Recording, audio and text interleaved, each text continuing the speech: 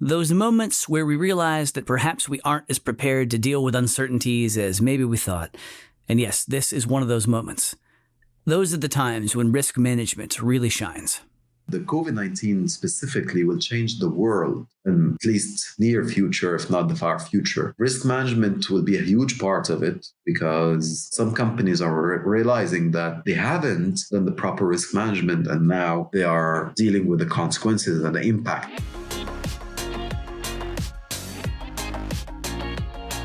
The world is changing fast, and every day, project professionals are turning ideas into reality, delivering value to their organizations and society as a whole.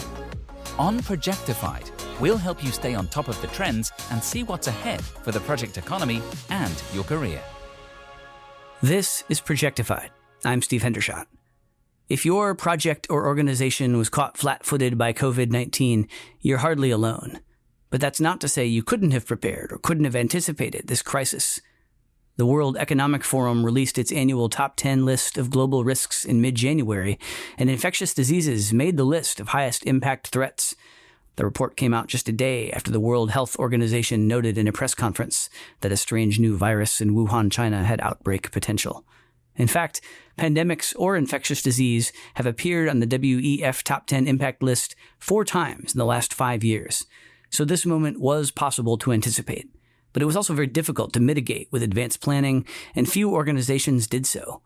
It's a testament to the importance of solid risk management, which project leaders know is always a central skill and a critical practice, but which is rarely on display in such stark terms. Today, we speak to 2 masters of the art and science of risk management, beginning with David Hillson, PhD, founder of the Risk Doctor Partnership based in Petersfield, England. David, a PMI Fellow and author of 11 books on risk, advises organizations on how to approach risk.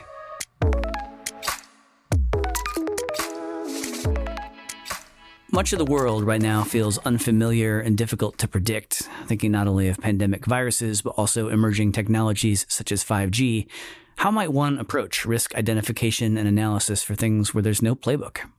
That's a very interesting question because a lot of risk identification is based on things that have happened before. So we learn a lesson from previous experience, and then that helps us to reduce the risk next time round in terms of reducing our exposure to threats, to bad things, but also increasing our exposure to opportunities, to potential good things. And if you've got something which is completely innovative and revolutionary, then we don't have any track record of things previously. It's actually quite unusual to have something which is completely novel and has absolutely no precedent of any sort.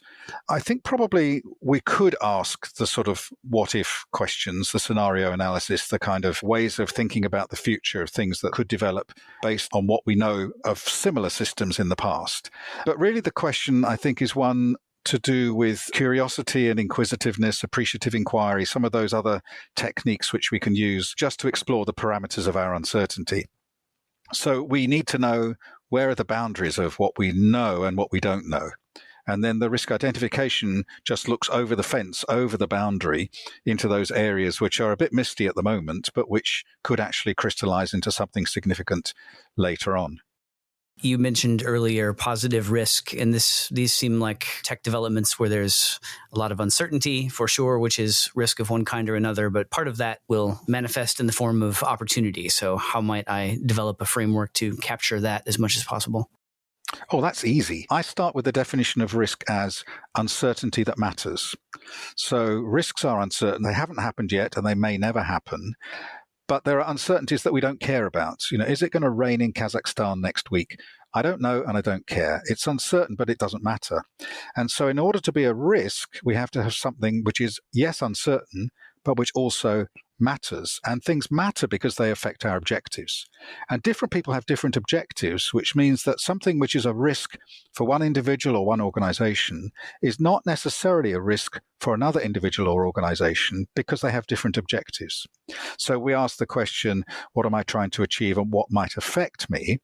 All risks are defined in relation to objectives. Now, if we start with that idea of uncertainty that matters, things can matter for a number of different reasons. One is that it might matter because it stops us achieving our objectives or makes it harder.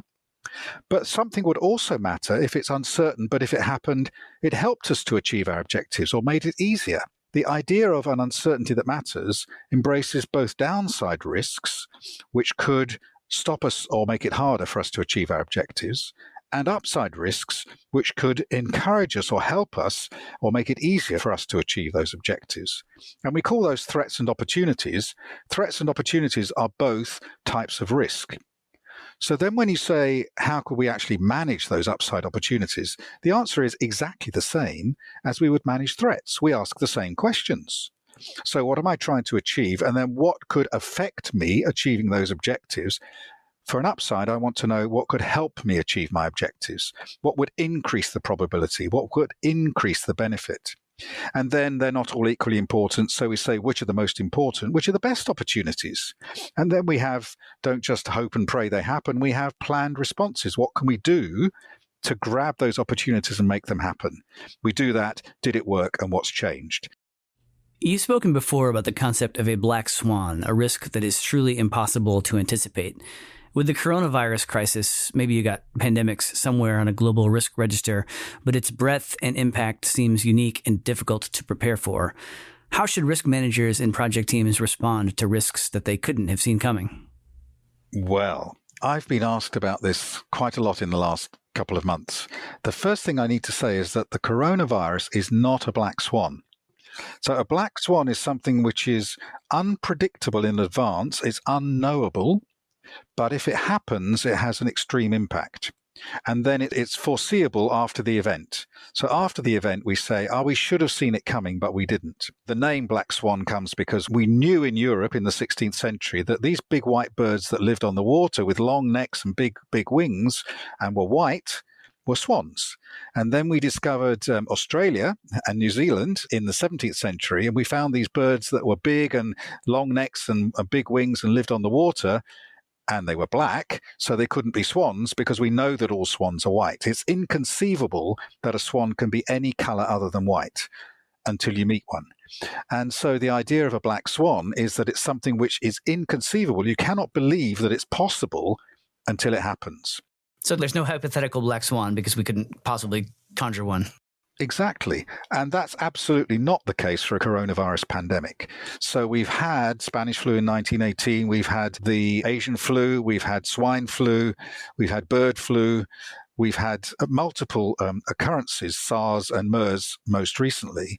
So it's absolutely not inconceivable that there could be another coronavirus pandemic which affects the whole world, because we've seen it before. So it's not unpredictable or unknowable. It does have a big impact, and it's something that could have been predicted in advance, but it doesn't meet the first characteristic of a black swan, which is to be unknowable. So that matters because we could have been prepared and we should have been prepared. But it also means that coronavirus is absolutely not even a risk, because a risk is an uncertainty that matters. And the coronavirus as we have it now is absolutely not an uncertainty. It's a very real reality for most of us. So coronavirus is not a risk, it's a problem, it's an issue. It's something which needs to be dealt with right now. It's a certainty that matters. And so that means that risk management doesn't apply to the management of coronavirus itself. But there are uncertainties that matter which fall out of the fact, the issue, the problem that we have coronavirus pandemic now. And so what risk people should be doing is leaving the problem managers, the crisis managers, the disaster managers to deal with the coronavirus pandemic as it is now. And we should be looking over the fence into the future and deciding what could happen next. What are the risks, the uncertainties that matter in the future, both threats and opportunities, that we now have a chance to think about and act toward in order to influence the future? So the risk management task now is to think 6 months, 2 years, 5 years ahead, and think about the bad things that could happen as a result of our current situation and the good things that might happen as a result of our current situation, and then work out a route to get to where we want to be. So we're thinking about the restart of society after the lockdown. We're thinking about how to use this massive virtual communication, which has sprung up across the world, in order to transform the way we do business. We're thinking about when we restart driving and flying, how can we do that in a way which minimizes our carbon footprint and our impact on the environment? And those are things which are uncertain. They're in the future. Some of them are really bad and some of them are really good. And so the risk challenge now is not to deal with the pandemic that's in front of us. It's to deal with the things that might be happening in the future, both the immediate future, the short term, and the long term. And then to provide advice to our decision makers now to say, well, we have to deal with what's in front of us, but the decisions you make now change the future. And so we have to have an eye to the future when we make our present decisions to make sure that we don't store up more problems further down the track, but we're actually making our lives easier in advance. Once you're able to climb up on that perch and peer out into the future, what sort of path forward are you looking for? The key thing is to know our objectives. So are the objectives to go back to what we had before coronavirus? Actually, no. If we talk about the idea of resilience is not recovering to your previous state. Resilience is being able to continue to achieve your objectives in a new state. We can't go back to pre-coronavirus, and we actually don't want to, because we've discovered some things that are really useful and some things that are really unhelpful in these last 3 months, and we will continue to discover in the next 3 months and maybe 6 to 9 months. And so society has to take note of those things and actually build them into what we do in the future when we come to reverse the lockdown and release society. I think that's where the risk people can come into their own, because we're thinking about the future now. It's our habit to be 1 step, 2 step, 5 steps ahead. As you do begin to move forward again, is there any way to build in greater resiliency so that you're not just anticipating risks better, but are also better prepared to take an unexpected punch? That's a very interesting question. And I think flexibility and resilience need to occur in a number of different ways, a number of different levels. Most people think about resilience and flexibility at an organizational level, but I think we also need to think above that and below that. So above, I think we need to think about societal resilience, because society is the context within which organizations exist. Below organizational resilience, we need to think about project resilience, because projects are conducted in the context of the organization. And then within the project, we need to think about personal resilience, because projects are delivered by people. And so I think all of these things, they're concentric circles. If we're talking about resilience for projects, we have to think about the people in the projects being resilient, about the way we structure the project itself being resilient, about the organization within which the project exists being resilient, and all of that in the looser context of a resilient society or national culture.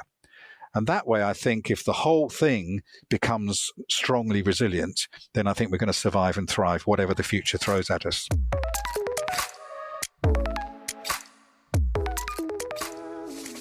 It's interesting to reflect on how risk management can not only help you anticipate and mitigate risks, but also to recover and refocus after a risk has passed through your defenses and thrown you for a loop. So let's continue this risk conversation. Projectified's Hannah Schmidt spoke with Mohamad ElHelaly, an assistant project manager with a PMI-RMP certification at Orascom Construction in Cairo, Egypt, about lessons learned from his recent projects and what he sees for risk management in the future.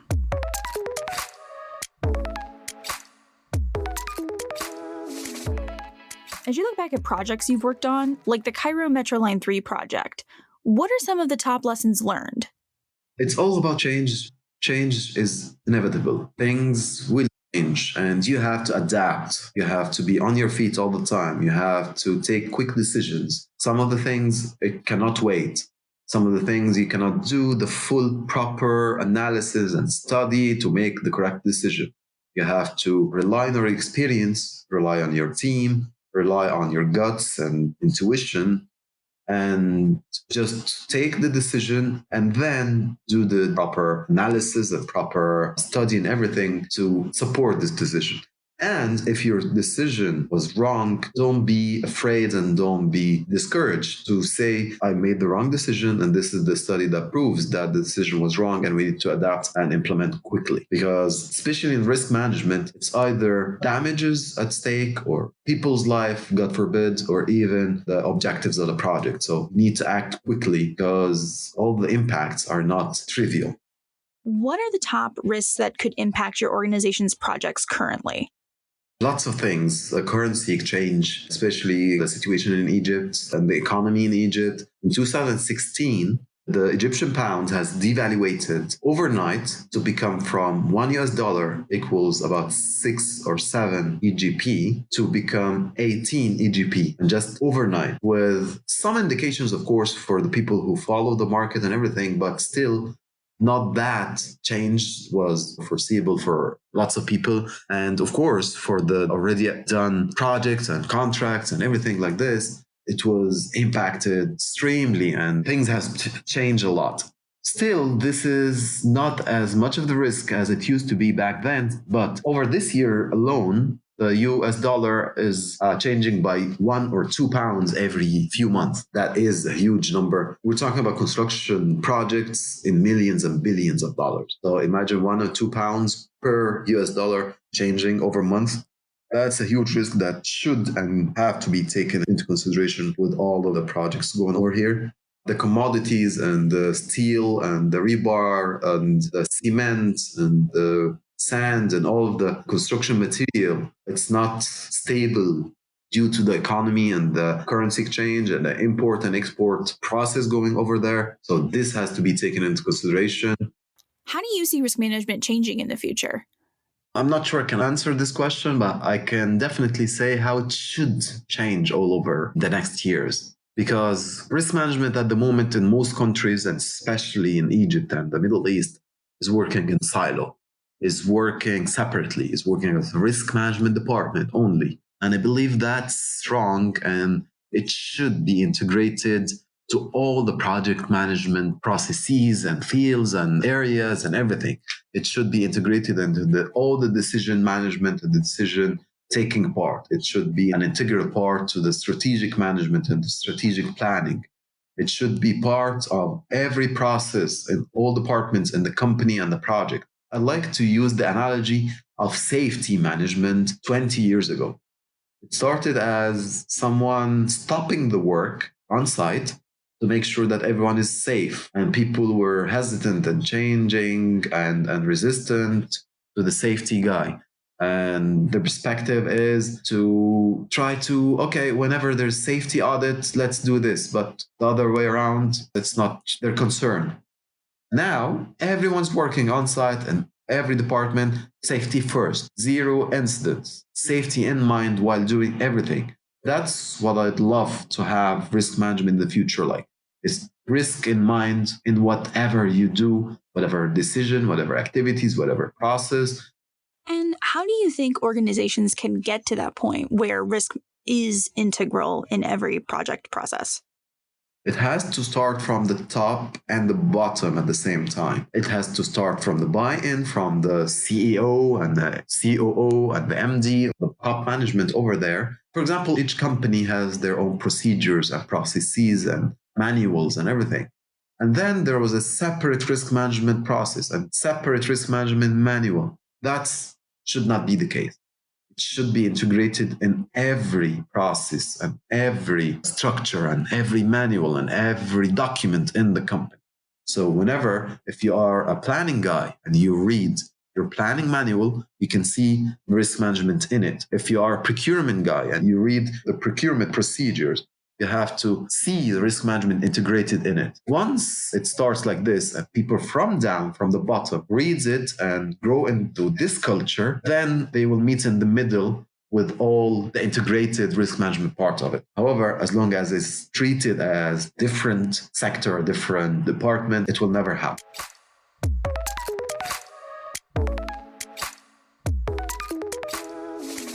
This is a unique moment in modern history in which all of us are acutely and especially aware of risks and threats.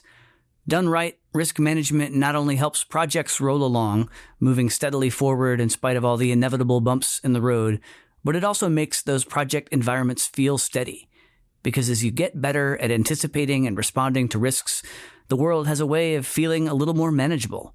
Right now, let's be honest, we could all use a little of that.